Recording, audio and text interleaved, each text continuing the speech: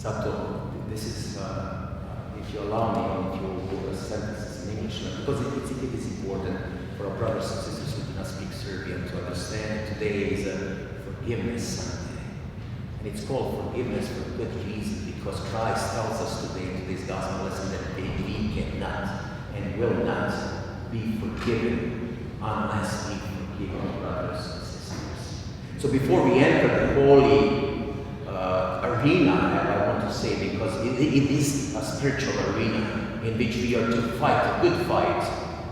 Before we enter tomorrow, holy and great lands, it's 10%. It's our tithing of our time. So out of 1 year, basically, what we do in during this 6 weeks that are ahead of us, we give back to God.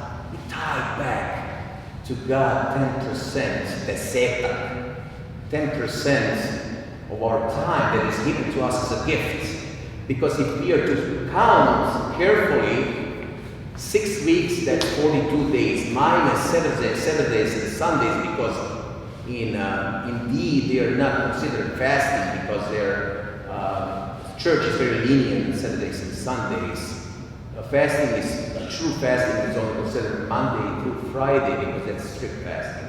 So they're actually counting the last week, that's seven weeks altogether in the holy and last week before Feast of Easter. So 7 weeks times 5 is 35. And then you add Saturday, Great Saturday, because the Great Saturday is to be fasted strictly as well. So you have 36 days. What is this? It's exactly 10% of a year. So we tie back to God the gift of time. So before we do that, He tells us you to forgive one another. Unless you do that, you will not receive forgiveness. And it's Matthew 6, and please read it. Start with verse 14, I think. But before Christ told them this commandment of forgiveness, He told them how to pray. And He told them the prayer that we are all, and that we recite in church, and I hope that we do it back in our homes. Our Father, who art in heaven. This is what Christ, God Himself tells us, this is how you pray. Why? When we read the prayers that we find more beautiful than this prayer, right? But if you examine it, it's like a diamond. I don't have time now but one day I'll dedicate my sermon to this prayer ordinance, because it's so profoundly beautiful. If you look at it, it's like a diamond. From any side you pick, you see something different. First of all, how it starts. Let's just say a few things. Our Father. So right away, from the beginning, it establishes father and children relationship with God. Who art in heaven. We profess faith, our faith. He is in heaven. Hallowed be thy name. So we glorify Him from the beginning. Thy kingdom. So hallowed be thy name. You are the God. We are praying in order not to receive something, but to glorify your name. This is the purpose of prayer. Then, thy kingdom come. What is this?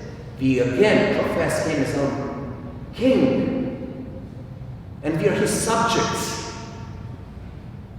Thy will be done. He's our master. And we are to align our will with His holy will. So He's master, we are servants. The first part of this prayer is dedicated to glorifying God. So this is what I said. If you place God in its rightful place, that everything else falls in its place, proper place. Give us this day our daily bread. We pray for God's provisions. He's the one that provides. And forgive us our trespasses. He's the one that forgives. He's the forgiving God. And lead us not into temptation, and so on. But then you turn it around and let's look from the other side. We see present, past, and future. It's taken care of through this prayer. Forgive us our trespasses and past.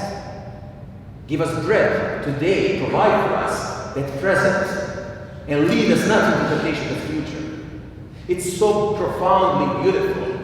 It establishes a proper relationship with God. There is deity, and we are worshipers because we confess Him as our God, and we are to glorify His name. That is why Saint Bishop Nicola Hillary said that we are first to, when we pray, just ask God. He knows what you need, but glorify Him.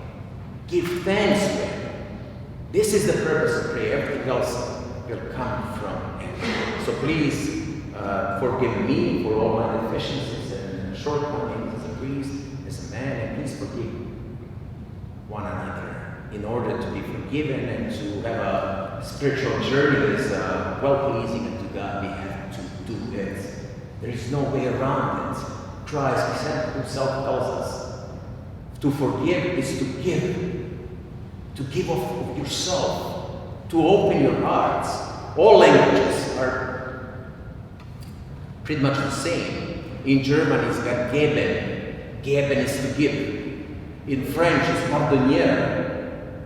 Pardon, that's where we have, the pardon comes from.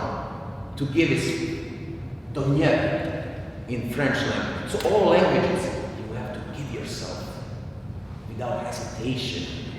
You have to open your hearts in order to receive the same from God. So when we place God in its rightful place, everything else will be in its proper place. We have to prioritize properly. And God bless you. I wish you a blessed Lenten journey. Thank you for coming.